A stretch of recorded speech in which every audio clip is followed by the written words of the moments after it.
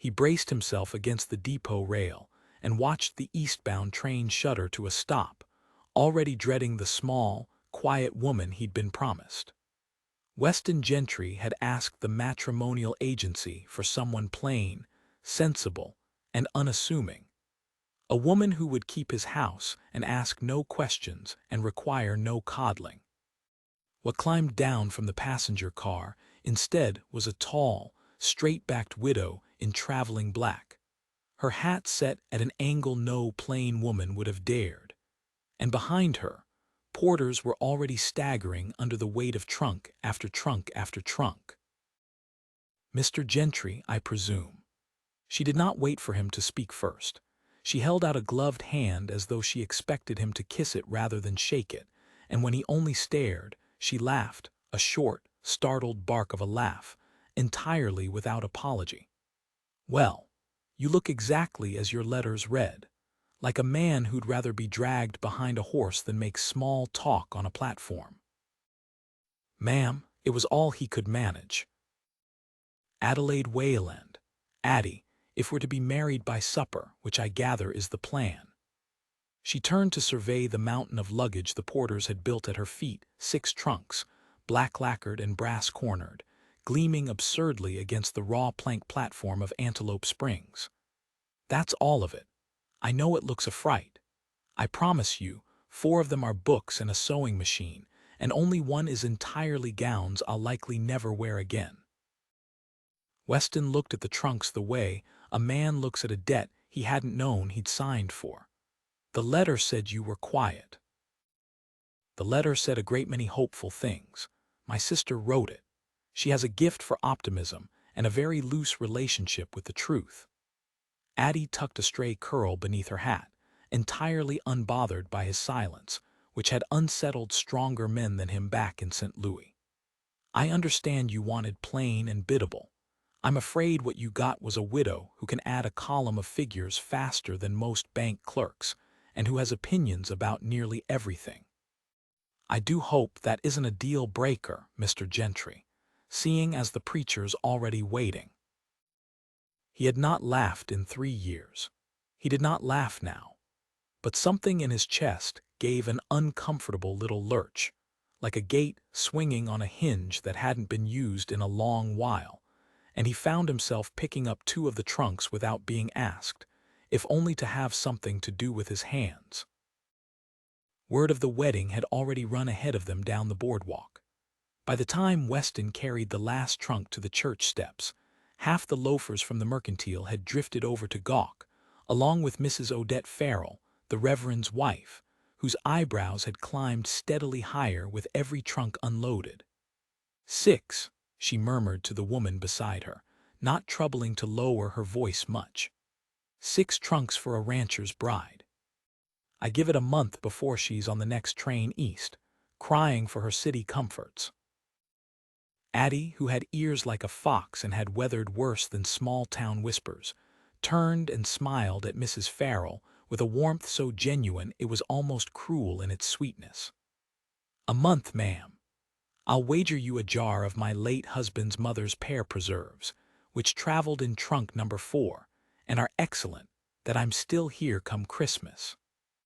Mrs. Farrell had no answer for that beyond a sniff, and the loafers along the boardwalk laughed outright, and Weston, standing beside his bride-to-be with an armload of black lacquer and brass, felt the corner of his mouth twitch in a way it hadn't in 3 years. They were married within the hour in front of the preacher, 2 witnesses pulled off the boardwalk, and the better part of the town's idle curiosity. Addie repeated her vows in a clear, steady voice that did not waver, and when the Reverend pronounced them man and wife, Weston bent and kissed her cheek, brief and awkward, as a man unused to being watched, while somewhere behind them Mrs. Farrell was already composing, in her head, the version of the story she meant to carry to her sewing circle by Thursday. They rode out toward the Gentry range with 6 trunks lashed under a tarp in the wagon bed, and behind them, Antelope Springs settled into the particular, satisfied hum of a town that believed it had just witnessed the opening act of a fine long joke. a mismatch it fully expected to end badly, and intended to enjoy watching unravel. Addie rode the whole way with her spine straight and her hands folded, taking in the country with open curiosity rather than the dismay he'd half expected. "It's beautiful," she said, when the ranch house came into view below the ridge, weathered and squat and honest. "It looks like a place that's survived some things." "It has," Weston said, and offered nothing more. The house, when they reached it, told her plainer than his silence ever could. A woman's touch lingered everywhere, and nowhere curtains gone thin and gray with sun. A sewing room off the kitchen with its door shut and its key, she noticed, hanging on a nail Weston did not look at. She did not ask. She had buried a husband herself, and she knew the particular etiquette of another person's grief. You did not go rooting through it uninvited. "I'll take the room at the end of the hall," she said simply. When he stood in the doorway working up to some explanation he clearly didn't have words for. "You needn't say anything, Mr. Gentry. I know a house that's still waiting on someone when I stand in one." He looked at her for a long moment, something raw moving behind his eyes. "Her name was Rachel," he said finally. "Fever took her 3 years back. That door stays shut, not because I can't bear it opened, because I haven't found a reason to yet." "Then we won't open it until you do." Addie set her hat on the hall table, brisk and matter-of-fact, refusing to let the moment curdle into something maudlin neither of them could afford. "In the meantime, I'll want that kitchen reorganized by morning, because whoever arranged those shelves clearly never had to cook a meal in under an hour, and I intend to feed your hands properly if I'm to earn my keep here." Something in his chest loosened, just slightly, at her refusal to let his grief become the whole conversation. He had told himself a plain, practical wife would be a convenience, someone to keep the books balanced and the biscuits made and ask nothing of his heart, which he had no intention of handing over twice. He had not counted on a widow with a wicked wit and 6 trunks appending every plan he'd laid, nor on how quickly her refusal to tiptoe around him would come to feel like the first honest kindness he'd been offered in 3 years. The first weeks tested them both. The ranch hands a lean, weathered crew of 9, led by a foreman named Amos Teal who had been with Weston since before Rachel watched Addie with open suspicion, certain the citified widow would wilt at her first sight of a branding iron, or faint dead away over a spider in the flour bin. One of the older hands, a sour, tobacco-chewing man named Silas Cobb, made no secret of his doubts. "Ranch ain't no place for a woman who talks like she's reading off a menu card," he muttered within her hearing, the second morning, loud enough to be sure of it.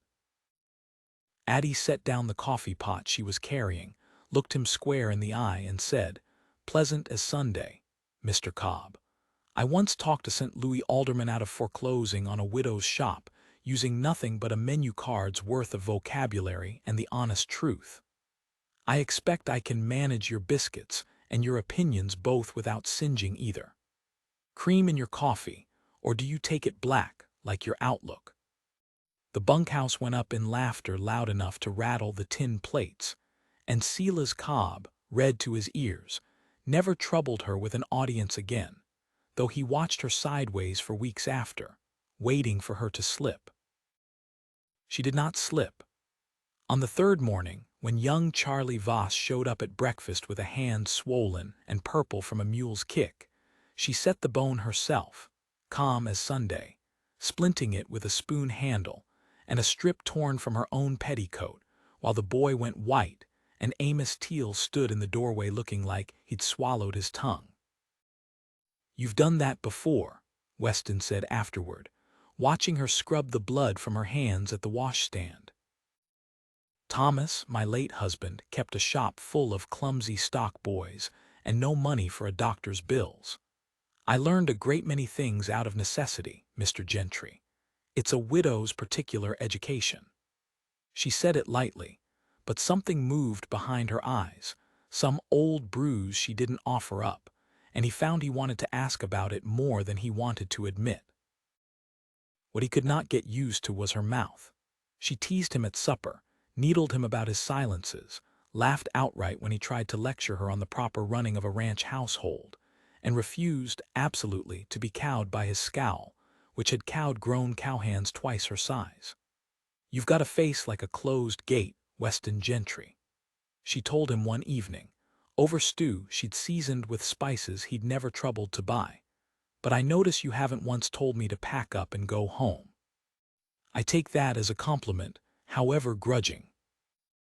"Don't get used to compliments," he said. "I'm not a man who gives them." "No," she agreed, entirely too pleased with herself. "But you're a man who ate 3 bowls of my stew, so I'll take what I can get."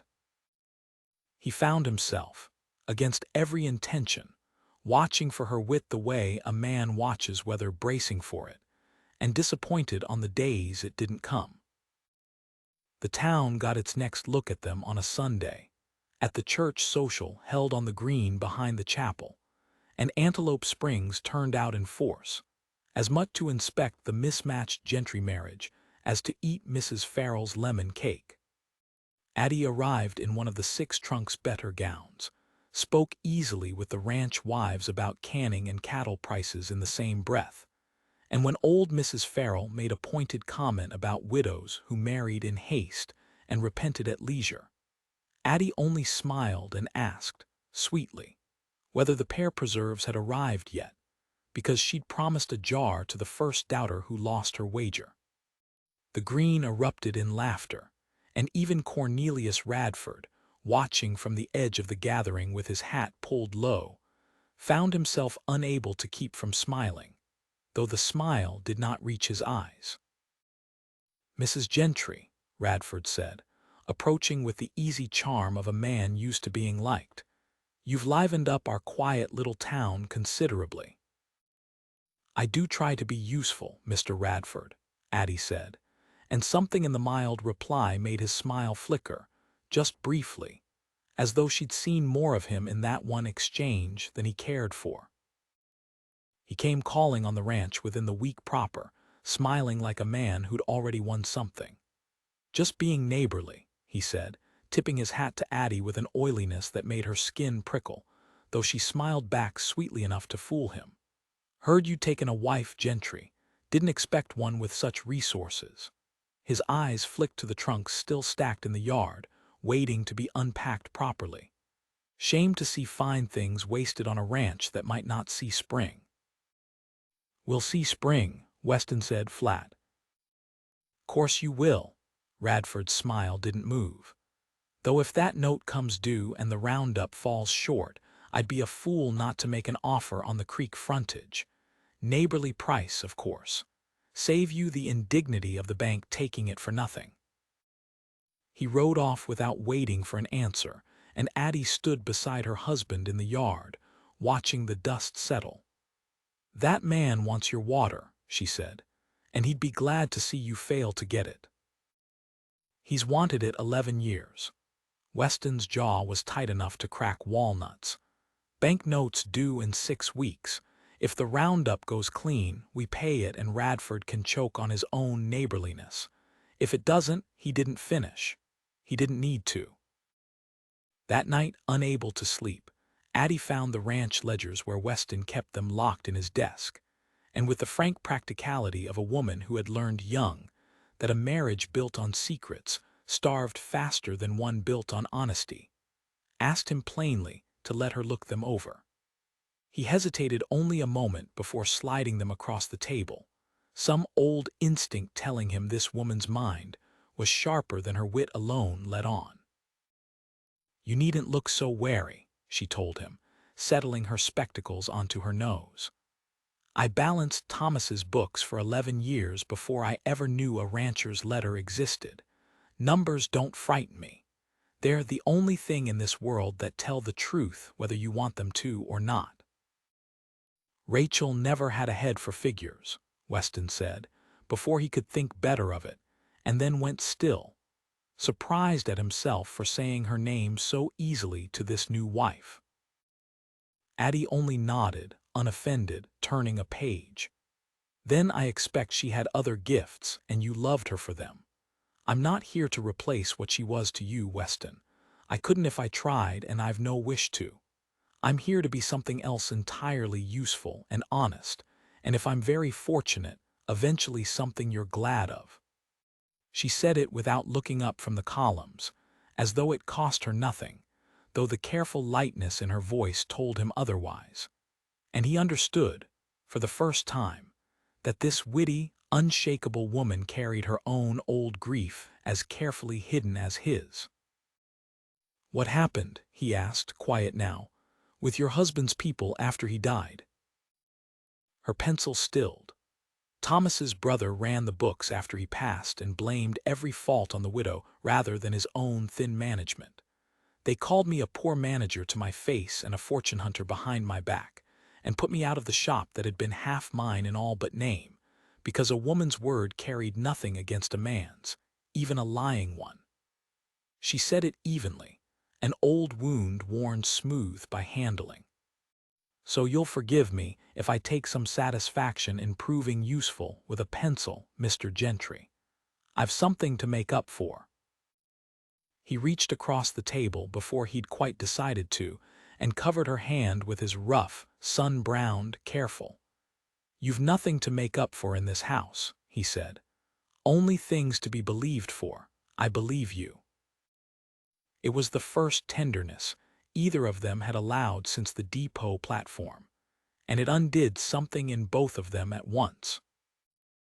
On the fourth night, bent over his columns by lamplight, she looked up with an expression Weston hadn't seen on her before, not wit, not warmth, but a cold, focused anger. "Weston, who negotiates your cattle prices with the buyers?" "Same man for 6 years. Fella named Osgood, works the rail depot at Marino, buys for the Chicago houses." "Then Mr. Osgood is either a very poor arithmetician, or someone has been paying him to undercount your herd on paper for years." She turned the ledger toward him, her finger tracing a discrepancy between the tally the ranch kept at branding and the number the buyers' receipts reflected each fall, a gap of nearly 40 head every season. Money bled quietly out of the operation for as long as she could trace it back. "That's not drought, Mr. Gentry. That's theft, dressed up as bad luck." Weston stared at the numbers like a man seeing his own ranch for the first time. Radford's spread bordered the trail Osgood's buyers used every autumn. It would not take much imagination to guess who'd been greasing the scales. "I can't prove it," he said slowly, "not without catching him at it." "Then we'll catch him at it." Addie said it simply, as though it were no more complicated than balancing a shop's books, though her hands, Weston noticed, were not quite steady with the anger of it. "I did not come 2,000 miles to watch a decent man be robbed blind by a smiling snake in a good coat." It was the first time she had called him decent. It landed harder than he expected, and for a long moment he only looked at her, this sharp-tongued widow with her spectacles and her 6 trunks, and her uncanny gift for finding the rot beneath a smiling surface, and felt something in his careful, locked-up chest give another small, dangerous lurch. They set their trap for the next gathering, 3 weeks before the roundup proper, when Osgood's man came early to look over the herd and set a preliminary tally. Addie insisted on riding out to the gathering ground herself, not to work cattle, which she readily admitted she had no skill for, but to stand quietly at the chuck wagon with a ledger of her own, counting the herd as it moved through the counting chute alongside Amos Teal, matching her tally head for head against the buyer's man. The discrepancy showed itself within the hour. 31 head vanished on paper before they'd even left the home range. When Addie stepped forward, calm and precise, and read the true count aloud in front of the hands, the buyer's man went pale and stammered something about an honest miscount. And Amos Teal, who had doubted her since the day she stepped off the train, looked at her with new and grudging respect. "You did that with a pencil," he said, "not a pistol. I didn't know that could be done." "It's a widow's particular education," Addie said again, and this time when she smiled at Weston across the counting chute, there was nothing wry in it at all, only something warm and unguarded, and he found he could not look away. Even Silas Cobb, leaning on the chute rail, tipped his hat to her without being asked, and said nothing more about menu cards for the rest of the season. Osgood's man rode off to fetch his employer, and word of the confrontation reached Cornelius Radford within a day, as Weston had known it would. Radford came to the ranch a second time, no longer smiling. "You've made an enemy of a man who buys half this county's beef," he told Weston, standing in the yard with his hat pulled low.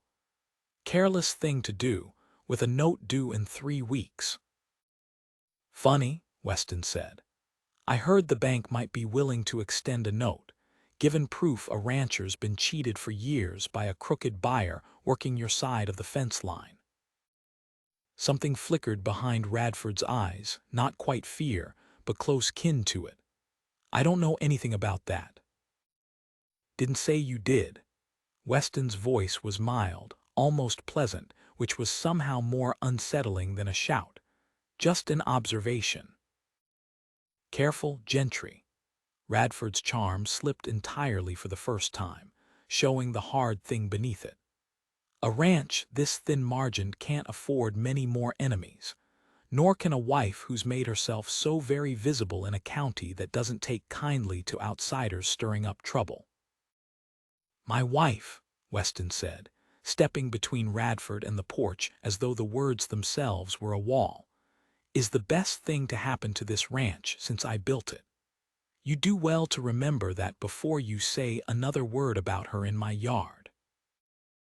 Radford left without his neighborly smile, but he was not a man to leave a fight with only one weapon spent.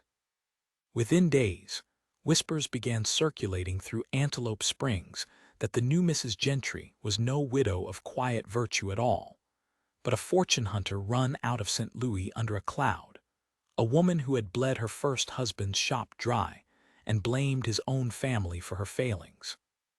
The words carried an ugly, specific echo of the very accusations Thomas's brother had once thrown at her, and Addie understood at once, with a cold clarity, exactly where Radford had gotten them.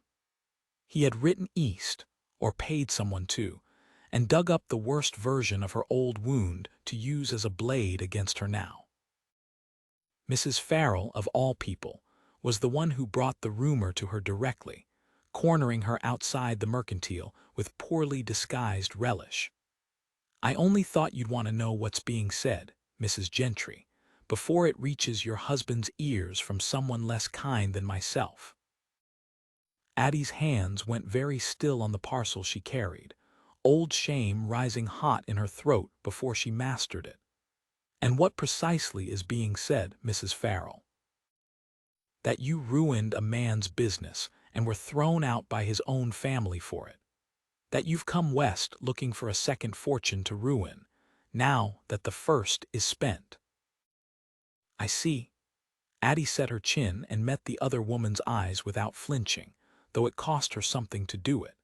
"Then let me save you the trouble of wondering, and everyone else the trouble of guessing.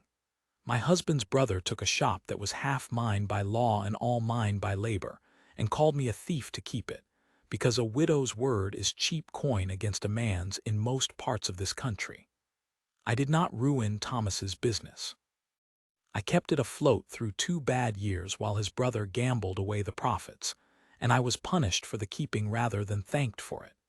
If Mr. Radford has gone digging in my past to find a blade to use against me, I'd suggest he examine rather more closely what he's buried in his own before he casts more stones." She did not raise her voice. She did not need to. 2 women from the mercantile, well within earshot, exchanged a long look, and by supper the version of the story making its rounds had shifted considerably in Addie's favor, though not before a hard, frightened night in which she confessed the whole rumor to Weston herself, dreading what he might make of it. He listened to all of it without a flicker of doubt crossing his face, and when she finished, raw and unguarded in a way she rarely allowed herself to be, he only said, "I've seen what you are with my own eyes for 2 months now, Addie. A liar 3 states away can't unmake that with a rumor, and neither can Cornelius Radford, however hard he digs." It was, she thought later, the truest proof yet that this gruff, careful man had given her his trust as completely as she'd given him her heart, and it steadied her for whatever Radford meant to try next. That night, for the first time, Radford did something more than talk. A rider came through before dawn and cut the wire on the north pasture fence, scattering 40 head of cattle into the breaks along Antelope Creek 2 days before a hard front was due to roll down off the mountains. The very cattle Weston needed whole and counted to make his note. It was not proof against Radford. It never would be. But everyone on the ranch understood the message plainly enough. And the timing, with the bank note bearing down and a storm building in the west, could not have been crueler. Weston and every hand he had rode out before first light to gather the scattered herd, racing the front that was already smearing the horizon the color of an old bruise. Addie watched them go from the porch with her arms wrapped around herself, fear sitting cold and unfamiliar in her chest, not for herself, but for a gruff, honest man who had become, in a handful of weeks, someone she could not imagine losing. The gather went badly before it went well.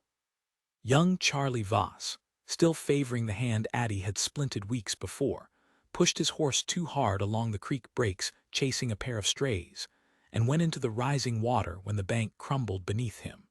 Horse and boy both swallowed by the current for one terrible stretch of seconds before Weston, driving his own mount in without a moment's hesitation, got a rope around the boy, and hauled him spluttering and half-frozen onto the bank. There was no time to be shaken by it. The front was coming, the cattle were still scattered through the breaks, and every hand who doubted the outfit's luck that season understood, watching their employer wring creek water out of a boy half his age, exactly why the men stayed loyal to Weston Gentry through drought and debt both. But it cost them an hour they could not spare, and when Amos Teal rode back to the ranch for fresh horses, his face was gray with more than cold. "If we don't get that herd back and counted before the bank closes its books Friday, Radford buys the note out from under Weston," he told Addie, still catching his breath. "He's had an arrangement with a fella at the bank for weeks. I only just heard it myself from a teller's boy. Weston don't know yet. Didn't want to worry him before the gather, and now there's no time to tell him at all, not with the front coming down and half the herd still lost in the breaks." "Then someone needs to reach the bank before Friday with proof of what Osgood's man admitted," Addie said, already moving toward the barn. "Ma'am, there's a storm coming down the pass fit to bury a wagon. Nobody's riding to town tonight." "Then I'll take the wagon instead of a horse, and I'll go before the storm closes the road rather than after." She was already hitching the sturdiest team herself, her city gloves forgotten on the porch rail, her hands steady now with a purpose that had nothing to do with wit and everything to do with the fierce, plain courage of a woman who had once rebuilt her whole life out of a dead man's failed shop, and did not intend to watch another man's life go the same way for want of trying. She took the buyer's signed admission, folded into her coat, and the ledger with its careful tallies, and she drove the wagon down off the ranch road into the teeth of the gathering storm, alone, while behind her the wind began to howl down off the ridge in earnest, and the first hard pellets of sleet stung sideways across the trail. The house behind her went dark and small in the last gray light, and she found herself praying, not for herself, but for a man who did not yet know how thoroughly she had come to love him. The crossing at Antelope Creek was running high and fast by the time she reached it, brown water already lapping at the ford stones, And for one long, terrible moment, Addie sat with the reins gripped white-knuckled in her hands, staring at water that could take a wagon and a woman both if she misjudged it. Lightning cracked somewhere behind the ridge, and the team shied, and for a moment her nerve very nearly failed her entirely. She thought of Weston's face when he'd first seen her trunks, unimpressed and unwelcoming, and how far she had come since then. Not the distance from St. Louis, but the distance inside herself. From a widow nobody had truly wanted to a woman a decent, gruff rancher had started, however unwillingly, to need. She was not going to lose that now to a swollen creek and her own fear. She talked the team through low and steady, the way she'd once talked frightened shop boys through fevers and broken bones, murmuring nonsense and hymn tunes and half of Thomas's old bookkeeping mnemonics into the storm. And the wagon lurched and shuddered, but held the ford, water sheeting up over the floorboards and soaking her skirts to the knee, until the wheels found solid ground on the far bank, and she let herself breathe again, shaking so hard she had to grip the brake handle with both hands. She reached the bank in Antelope Springs a bare quarter-hour before the manager, a cautious man named Prout, locked the doors against the storm for the night.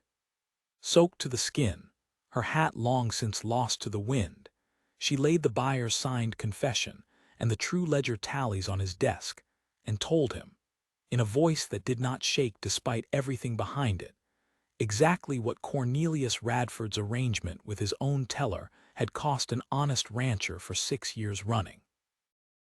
Prout read the papers twice, his face going grim, and when he looked up at her, soaked and shivering and utterly unbowed, something like respect crossed his face. "Mrs. Gentry, if even half of this proves out, your husband's note will be extended without question, and Mr. Radford will have considerably more to answer for than a fence line." He sent for dry blankets and hot coffee, and quietly for the sheriff, while outside the storm buried the town in white. Weston did not learn where his wife had gone until well past midnight, when he and his ragged, half-frozen crew finally drove the last of the scattered herd back into the home corral, and Amos Teal, ashamed and anxious, confessed what he'd told her, and where she'd ridden off to alone. Weston did not wait for a fresh horse. He took the fastest one left in the string, and rode for town through a storm that had already claimed the road twice that night, his heart doing something far more violent than it had any business doing over a wife he'd only married to keep his house. He found her at the bank, wrapped in a blanket by Prout's stove, her spectacles fogged, her hair a ruin, arguing cheerfully with the sheriff about the precise legal definition of fraud, as though she hadn't nearly drowned crossing a swollen creek to get there. She looked up when he came through the door soaked and wild-eyed, and the wit that had carried her 2,000 miles, and through a flooded ford, faltered for just a moment into something rower. "You didn't need to ride out in this," she said. "I had it handled." "I know you did." His voice cracked on it, which surprised them both. He crossed the room in 3 strides and pulled her up out of the chair and into his arms, blanket and all, careless of who watched. "I know you did, Addie. That's not why I came." "Then why?"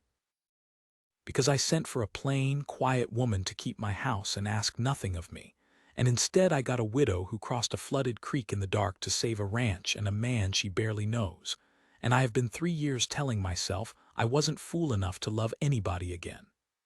He said it plainly, the way he said everything, with no more polish than a fence post, and it landed harder for the lack of it.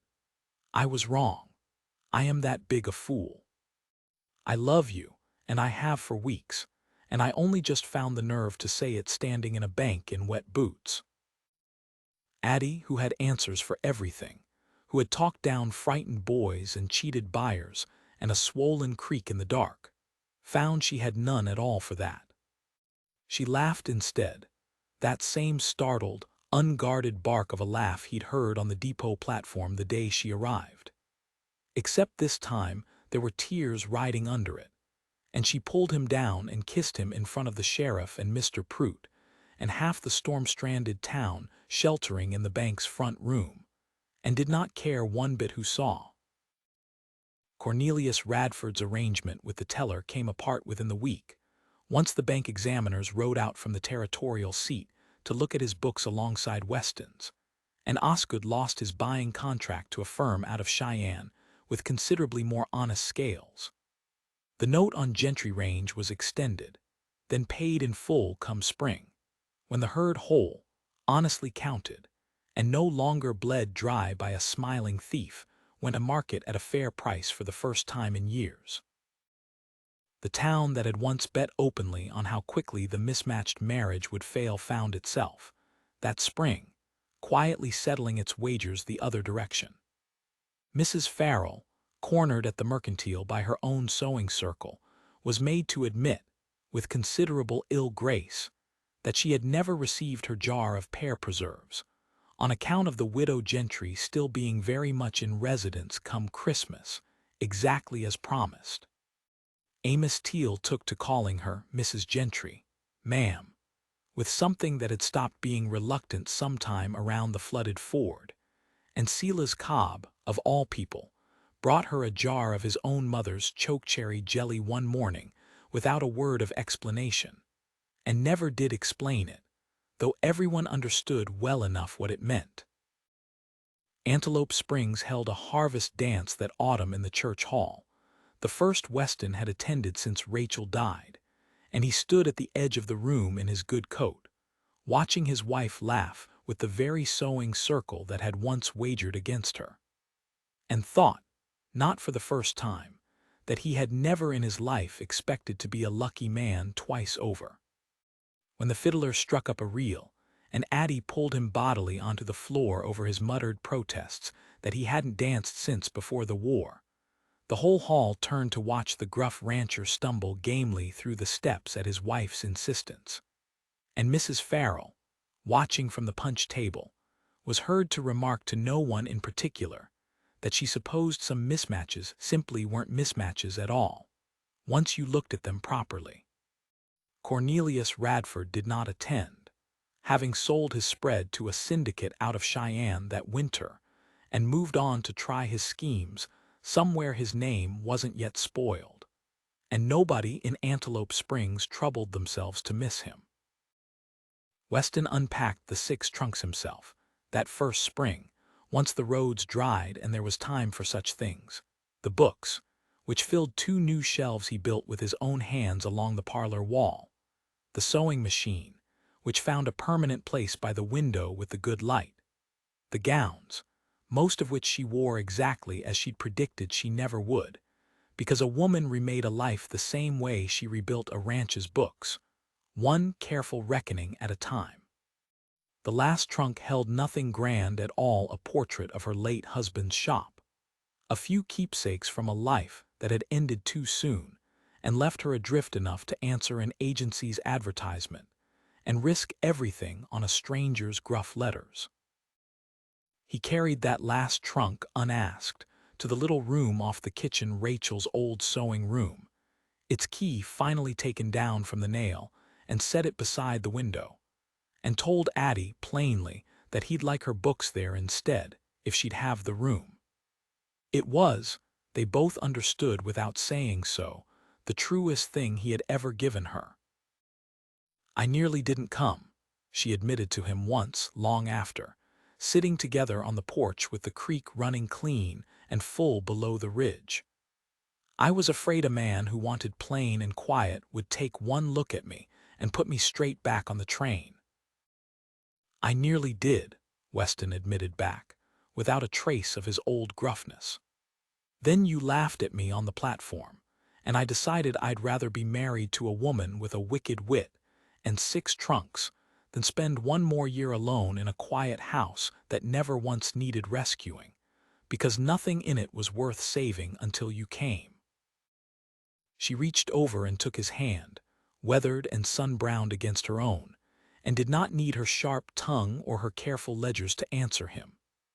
Some reckonings, she had learned at last, were not meant to be argued, only held quietly, for the rest of a life neither of them had expected to find, on a ranch that had finally truly become a home.